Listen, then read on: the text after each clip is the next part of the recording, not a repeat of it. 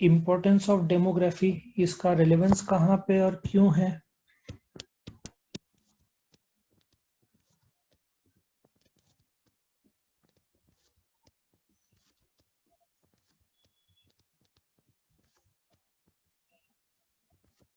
पहला point,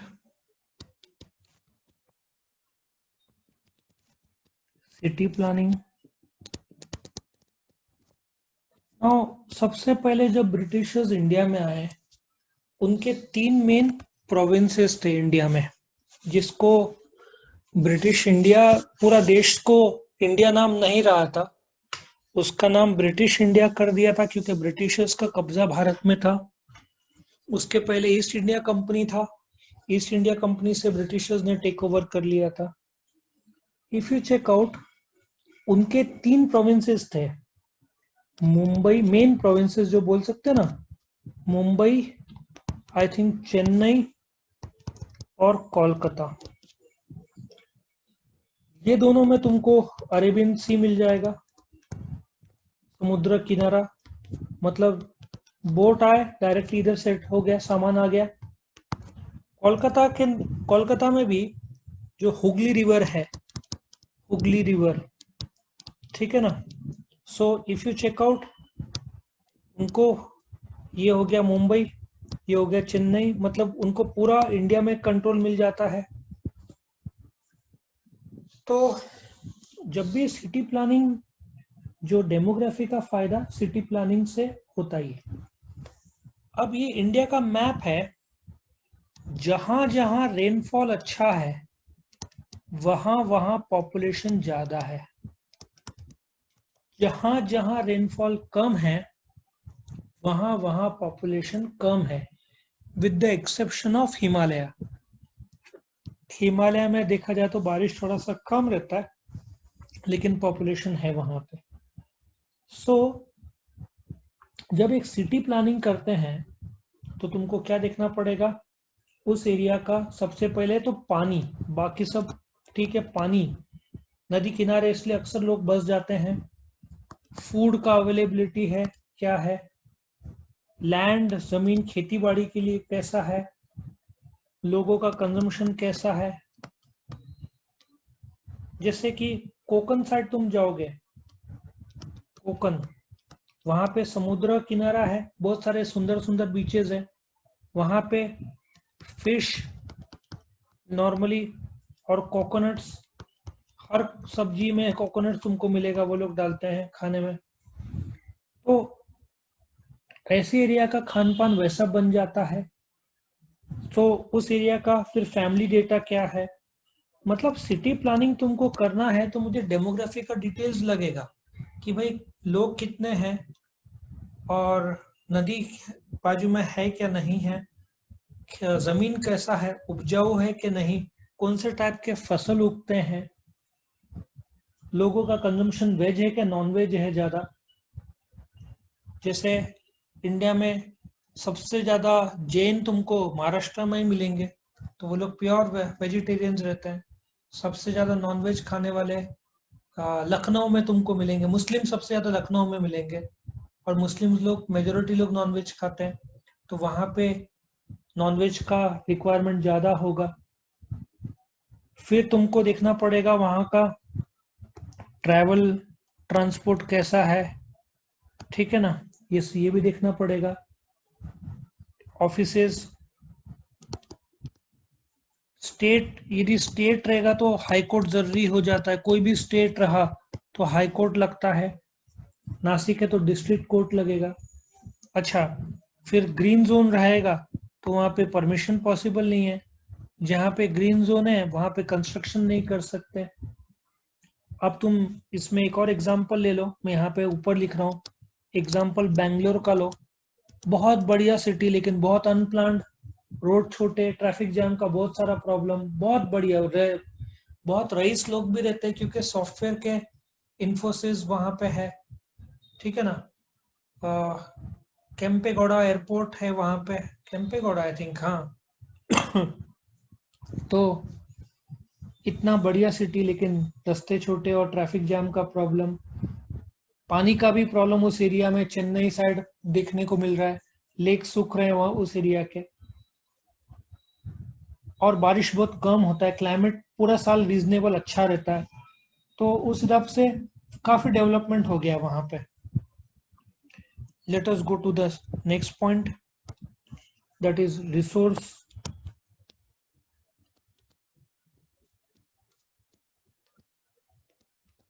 management. अभी resource management तुम देखो, नासिक का एग्जांपल ले लो। Nashik is a tier 2 city है। अभी नासिक में डेवलपमेंट्स काफी हो गया है। अभी पहली बार इलेक्ट्रिक बसेस नासिक में आ रहे हैं। इलेक्ट्रिक बसेस नासिक में चलेंगे, जो कभी सोच भी नहीं सकते थे। मेट्रो की बात कर रहे हैं नासिक में। पूना में तो मेट्रो आ चुका, या मैं जब गया था तो कंस्ट्रक्शन चालू था। मुंबई में आ चुका। मैं बैंगलोर गया था तो बैंगलोर में था। ठीक है ना। सो रिसोर्स तुम्हारे पास कितना है उस एरिया का। Food, clothing, shelter basic needs है। ये पूरा होने के बाद में सिटी सी लॉजिक क्या है, मैं इसको रब कर दूं। क्या होता है, फूड, क्लोथिंग और शेल्टर, ये पूरा हो जाता है कि हाँ यहाँ पे सब मिल रहा है, तो तुमको आगे का रिसोर्स देखना पड़ेगा।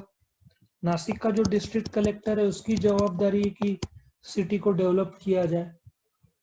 तो उसके बाद नासिक के पास पैसा कितना है, रिसोर्सेज कितना है, महाराष्ट्र गवर्नमेंट जो स्टेट गवर्नमेंट का क्या स्थिति है, नासिक का पॉपुलेशन क्या है, मुंबई से कितना नजदीक है कनेक्टेड, पूना से कितना नजदीक है, ये सब देखा जाता है। इफ तुम रिसोर्सेज जाओगे कोकन साइड, अगेन वो उनका रिक्वायरमेंट्स अलग है। वहां पे तुम देखोगे खास करके एनीथिंग रिलेटेड टू वाटर, मतलब फिश, फिर कोकोनट्स है ना, वो सब वहां पे ज्यादा चलता है, क्योंकि वहां का वातावरण वैसे टाइप का है। आए समझ में। तो रिसोर्स, रोटी कपड़ा मकान तो हो गया, उसके बाद अभी रिसोर्स कितना है जगह के पास, बेनिफिट्स क्या है। नासिक में ग्रेप्स है, इसकी वजह से वाइनरीज आ गए नासिक में। इंडिया का 80% ग्रेप्स तो महाराष्ट्र सप्लाई करता है, मैक्सिमम तो नासिक से होता है।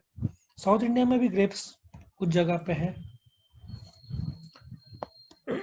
Next is business management. अब उस एरिया जो भी है, सीधा लॉजिक है, तुमको नासिक में बिजनेस करना है तो कितने एज के लोग हैं, उनका जेंडर मेल फीमेल कितने हैं, नासिक का इनकम क्यों है। अभी नासिक का इनकम कम है इसलिए स्टारबक्स नासिक में नहीं है, स्टारबक्स नासिक में नहीं है, बीएमडब्ल्यू नासिक में नहीं है। ये कारण है, बाकी सब कारण छोड़ दो, इनकम नासिक में इतना नहीं है। नहीं तुम बीएमडब्ल्यू कब का आ गया होता। औरंगाबाद में क्यों है सब मर्सिडीज बीएमडब्ल्यू क्यों आते हैं, प्राय वहां पे वाड़ूज करके एक जगह है जहाँ पे इंडस्ट्रियल एरिया है, प्लस वहाँ का एग्रीकल्चर, राइस फार्मर्स बहुत सारे हैं, इसलिए औरंगाबाद में बीएमडब्ल्यू मर्सिडीज सब मिल जाएगा तुमको। पहले नहीं था, कब उसका नाम हुआ औरंगाबाद का, वहाँ पे कुछ बिजनेसमैन लोग थे, कुछ मुझे लगता है उन लोगों ने एक साथ 100-150 मर्सिडीज और बीएमडब्ल्यू खरीदा था। पूरे देश में न्यूज था कि एक साथ बिजनेसमैन ने मिलकर मर्सिडीज और बीएमडब्ल्यू खरीदा था, जिसकी वजह से औरंगाबाद पिक्चर में आ गया। नासिक में इतना एट दिस पॉइंट तो नहीं, as compare to Aurangabad, Nashik मतलब कम है ऐसा बोलना चाहिए। तो बिजनेस देखा जाता है। फिर नेक्स्ट सर्विस मैनेजमेंट देखेंगे। मतलब ये क्वेश्चन है, उस एरिया डेमोग्राफी का रेलेवेंस तुम उस एरिया में जरूर देखोगे। अभी सर्विसेज लगेगा, किस चीज का सर्विस लगेगा, हॉस्पिटल्स ले लो, स्कूल्स ले लो, ठीक है ना, तुमको ये सब सर्विस लगेगा। एजुकेशन पर्पसेस लगेगा, तुमको ट्रांसपोर्टेशन सर्विसेज लगेगा, तुमको कॉलेजेस लगेगा, स्कूल्स, बहुत सारे मैंने नोट किया है। जो नासिक के नजदीक है, सिन्नर ले लो, इगतपुरी ले लो, त्र्यंबकेश्वर ले लो, कुछ हद तक जलगांव भी ले लो। जो लोग पूना नहीं जाते वो लोग नासिक प्रेफर करते हैं। मुंबई तो बहुत महंगा है, पूना भी बहुत महंगा है। नासिक में ये सब सुविधा है। बाकी जगह पे इतना सुविधा नहीं है। तो देखा जाए तो ये जो सर्विसेज है, अब पूना का एक प्रॉब्लम है कि स्टे मतलब रेंट और फूड, ये दोनों बहुत कॉस्टली है पूना में।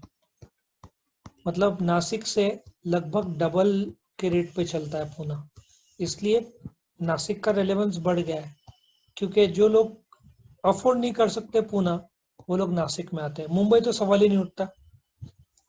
तो इसलिए सर्विसेज है उस जगह में, कैसे प्रकार के लोग हैं, ये सब भी देखा जाता है। उसके बाद next point is government planning.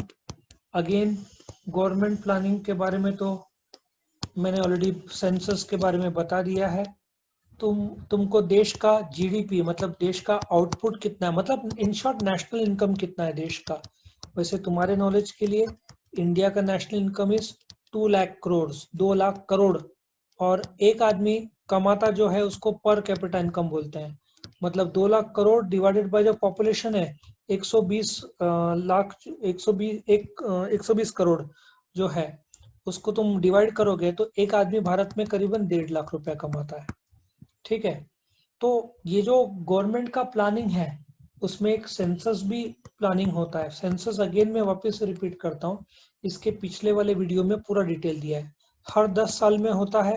2011 का 7वां सेंसस था, 2021 का आफ्टर इंडिपेंडेंस की बात कर रहा हूँ 8वां मतलब ये 15 था। जो 2011 का सेंसस था वो 2011 15 सेंसस था, और आफ्टर इंडिपेंडेंस 7 था।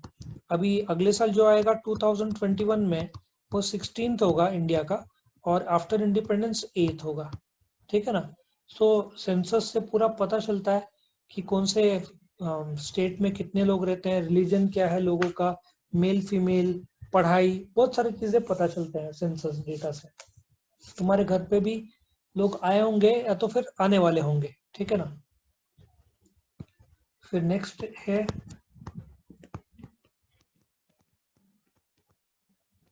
Environmental planning. Now world area wise, ठीक है ना, लैंड एरिया जो है इंडिया का, ठीक है ना, अपन लैंड एरिया में वर्ल्ड नंबर 7th है, विच इज इंडिया के पास 2.4% ऑफ द वर्ल्ड लैंड है। लेकिन इंडिया पॉपुलेशन मामले में वी आर 18%। तो अपने को प्लान तो करना पड़ेगा, क्योंकि तुम इंडिया का हिसाब देखोगे कि इंडिया को गेहूं और राइस कम पड़ता है। मतलब इंडिया का जो डिमांड है ज़्यादा है और सप्लाई कम है।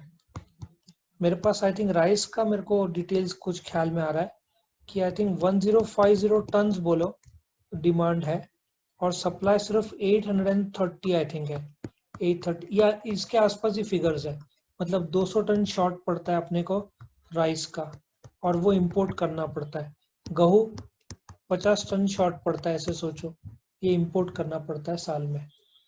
सो ये अपने देश का स्थिति है। तो एनवायरमेंटल प्लानिंग तो तुमको करना ही पड़ेगा। एनवायरमेंटल प्लानिंग में अभी तुमको एक और एग्जांपल लेता हूँ, मराठवाड़ा। मराठवाड़ा ऐसा एरिया है, मुझे लगता है बीड, नांदेड़, मतलब औरंगाबाद के आगे हिंगोली, ये सब एरिया। अब यहाँ पे एक मेजर प्रॉब्लम है बारिश की कमी, लैक ऑफ रेनफॉल। तो यहाँ पे तुमको क्रॉपिंग पैटर्न का प्रॉब्लम आएगा। मतलब गवर्नमेंट ने क्या किया था लास्ट ईयर, एरोप्लेन बुलाए थे अमेरिका से, और आर्टिफिशियल रेन जो है, आर्टिफिशियल रेन करवाया था। प्लेन उड़ता है, केमिकल रिलीज करता है, और आई थिंक लैंड जैसे होता है 10 मिनट के अंदर बारिश होती है। चाइना ने ट्राई किया था तो फ्लड हो गया था चाइना में। तो चाइना का टेक्नोलॉजी तो आउटडेटेड और फेलियर है। अमेरिका का टेक्नोलॉजी काफी अच्छा है। If you check out again environmental factors देखोगे तो कोल्हापुर साइड जाओगे तो तुमको दुनिया भर के शुगर केन के फार्म्स मिलेंगे, मतलब शुगर फैक्ट्रीज मिलेगा तुमको। तो because sugar cane, sugar, jaggery जो गुड़ बोलते हैं, इंडिया का सबसे बेस्ट गुड़ तुमको कोल्हापुर में मिलना है। तुमको सबसे बेस्ट काजू गोवा में मिलेगा, काजू, क्योंकि वहां पे तुमको रास्ते में काजू फार्म्स मिलेगा। शिमला में एप्पल्स बहुत फेमस है। तो ये एनवायरमेंटल प्लानिंग क्यों करना पड़ता है कि हर एक एनवायरमेंट के कुछ बेनिफिट्स रहते हैं। ये सारा बेनिफिट्स है, लेकिन कुछ नुकसान भी रहता है। तुम हो सकता है अर्थक्वेक प्रोन जोन में हो। तुम देखो, प्राय भूकंप नॉर्थ इंडिया में बहुत बार देखा गया है, और वैसे महाराष्ट्र में भी आया है। कच्छ एरिया जो है महाराष्ट्र का, वो लिटरली बर्बाद हो गया था। हमारा गांव बोलना चाहिए। बीड आई थिंक पूरा बर्बाद हो गया था। 2001 शायद, 20 30 साल पहले शायद। तो एनवायरमेंटल प्लानिंग भी तुमको करना पड़ता है। और इसका ही कनेक्टिंग नेक्स्ट पॉइंट है, दैट इज डिजास्टर मैनेजमेंट। तुमको डिजास्टर मैनेजमेंट करना पड़ेगा। नाउ डिजास्टर मैनेजमेंट अक्सर देखा गया है कि बुरे अनुभव के बाद लोग करना पड़ता है। इसका लाइव एग्जांपल है सूरत। सूरत में एक कोचिंग क्लास था। आई थिंक वो, मुझे लगता है कोचिंग क्लास इसका था, आर्ट्स है ना, जो मुझे लगता है जो कारीगरी करते हैं, ड्राइंग करते हैं, पेंटिंग करते हैं, वैसा टाइप का था। तो वहां पे प्रॉब्लम ऐसा था कि बहुत सारे थर्मोकॉल थे उस रूम में। और एक और प्रॉब्लम था, ये यदि बिल्डिंग है, टॉप फ्लोर में क्लास था। अच्छा, उसके निचले वाले, ये जो निचला वाला फ्लोर है और इसके बीच लकड़ी की सीढ़ी थी, वुडन सीढ़ी थी। तो प्रॉब्लम ये हो गया था कि जब आग लगी तो सीढ़ी जल गई। आग इस तरफ से ऊपर आई थी, तो बच्चे लोग ये साइड आ ही नहीं सकते थे, ये साइड से, तो उनको जंप मारना पड़ा। इसलिए बहुत बच्चे जंप मार के सुसाइड किए थे, बिकॉज आग से जलने से तो झेल नहीं पाए। उसके बाद सूरत ने इंडिया का सबसे बड़ा, आई थिंक, जो फायर ब्रिगेड है ना, जिसके सीढ़ियां, प्रॉब्लम ये हुआ था, ये आग लगने के कुछ 50 मिनट बाद शायद पहुंची थी फायर ब्रिगेड। तब तक लोग सुसाइड सुसाइड मतलब सुसाइड नहीं था, वो जंप मार चुके थे ऊपर से। उनके पास कोई चारा या ऑप्शन था नहीं। फिर डिजास्टर मैनेजमेंट में सूरत वालों ने, फायर ब्रिगेड, उनके पास जो सीढ़ी था वो भी इधर तक ही था। जब लाया तो भी यहाँ तक ही था, यहाँ तक था नहीं। अभी जो नया फायर ब्रिगेड आया वो यहाँ तक पहुंचेगा। मतलब इंडिया का सबसे बड़ा fire brigade, I think import किया, इंडिया का नहीं है वो। सो तुमको डिजास्टर मैनेज देखना पड़ेगा कि उस एरिया में कोई डिजास्टर प्रोन तो नहीं है। क्या होता है, फ्लड्स ले लो। तुम्हारा फ्लड प्रोन में दो एरिया में बताऊंगा, बिहार और आसाम। पिछले कितने 10 साल से मैं सुन रहा हूँ, ये दो एरिया में फ्लडिंग हमेशा होता है।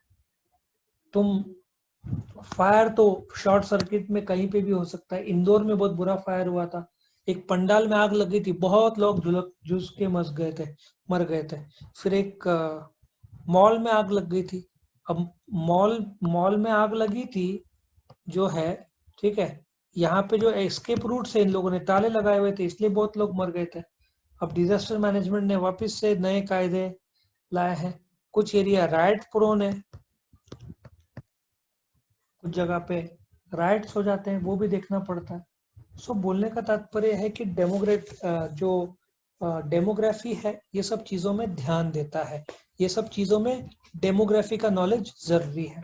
बहुत ज्यादा पॉपुलेशन है तो तुमको अगेन फायर का, जैसे बहुत एक छोटे एरिया में बहुत सारे लोग जमा होते हैं, तो तुमको सबसे पहले उनका एस्केप रूट जानना होगा कि आग लगती तो कहाँ से जा सकते हैं। भूकंप prone area, Japan highly earthquake prone है, उनका तो हर घंटे छुटपुट भूकंप, बहुत कम भूकंप को मेजर करते हैं रिश्टर स्केल में, उनके यहाँ तो हर रोज आते रहते हैं। लेकिन बड़े भूकंप जब आते हैं, उनके बिल्डिंग को कुछ नहीं होता, क्योंकि उन लोग का कंस्ट्रक्शन सबसे वर्ल्ड का बेस्ट है, जिनको आदत है भूकंप की।